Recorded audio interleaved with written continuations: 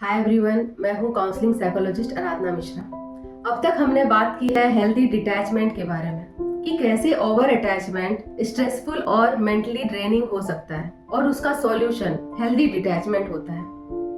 आज मैं उसी स्पेक्ट्रम के पोलर अपोजिट यानी ओवर डिटैचमेंट के बारे में बात करने जा रही हूँ। एज ए साइकोलॉजिस्ट मैं बहुत बार देखती हूँ कि जब इंसान डिप्रेशन, एंजाइटी डिसऑर्डर्स, पीटीएसडी या क्रोनिक स्ट्रेस से गुजर रहा होता है तो वो धीरे धीरे अपने ही इमोशंस से डिस्टेंस बनाने लगता है।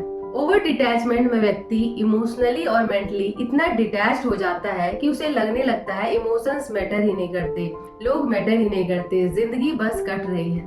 लेकिन ये डिटैचमेंट अक्सर मैच्योरिटी नहीं होती, बल्कि कई बार माइंड का कोपिंग मैकेनिज्म होता है। माइंड एक सेफ्टी वॉल बना लेता है, अगर मैं महसूस ही नहीं करूंगा तो हर्ट भी नहीं होगा। ये तो वही बात हुई कि हम आंखें बंद कर लें और सोचे कि अगर हम दुनिया को नहीं देख सकते तो दुनिया भी हमें नहीं देख सकती। और यहीं से ओवर डिटैचमेंट की शुरुआत होती है। धीरे धीरे एक नाइलिस्टिक माइंडसेट डेवलप होने लगता है। कुछ मायने नहीं रखता, लाइफ इज मीनिंगलेस, इस असीम ब्रह्मांड में मेरा कोई अस्तित्व नहीं है, मेरे होने या ना होने से किसी को फर्क ही नहीं पड़ता, इस कॉस्मिक टाइमलाइन में मुझ एक की जिंदगी का कोई मायना नहीं है, हमारी लाइफ बिल्कुल इनसिग्निफिकेंट है।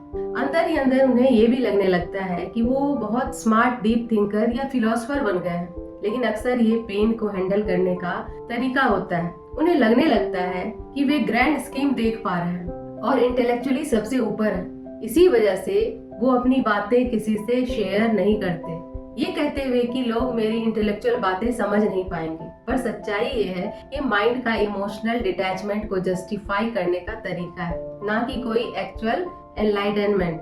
अक्सर ऐसा व्यक्ति dark themed, melancholic content, doom oriented, nihilistic और पेसिमिस्टिक नैरेटिव कंज्यूम करने लगता है, या फिर इसके बिल्कुल opposite, intense stimulation, loud music और गोर विजुअल से सेंसरी ओवरलोड, ताकि इमोशनल नमनेस से एस्केप किया जा सके। ओवर ईटिंग, लाउड म्यूजिक सुनना, ये सब कोपिंग मैकेनिज्म बन जाते हैं, क्योंकि अंदर कहीं वो लगातार नंब और नेगेटिव महसूस कर रहे होते हैं। कुछ लोग सब्सटेंस अब्यूज तक चले जाते हैं क्योंकि उन्हें कुछ महसूस नहीं होता और वो इस एम्प्टी फीलिंग से डेस्परेटली बाहर निकलना चाहते हैं।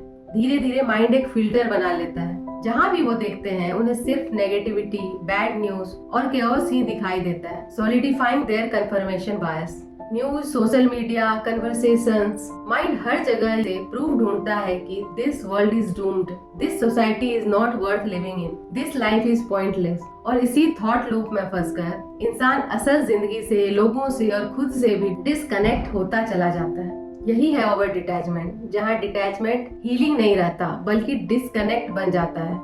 अगर आप भी कभी ये महसूस करते हैं कि आप इमोशन से दूर होते जा रहे हैं और जिंदगी लगातार मीनिंगलेस लगने लगी है, तो ये आपकी गलती नहीं है, ये आपके माइंड का एक सिग्नल है कि आपको हेल्प की जरूरत है। मृत्यु सत्य है ना। अभी जैसे मैं इतना सब कुछ बोल रहा हूँ कि मैं ये हूँ, मैं ये करूंगा, वो करूंगा, अगले मोमेंट भी खत्म हो सकता है ना। तो उसको भी तो याद रखना पड़ेगा हमेशा कि इतना तुम उस चीज में मत चले जाओ कि तुम सत्य को ही भूल जाओ।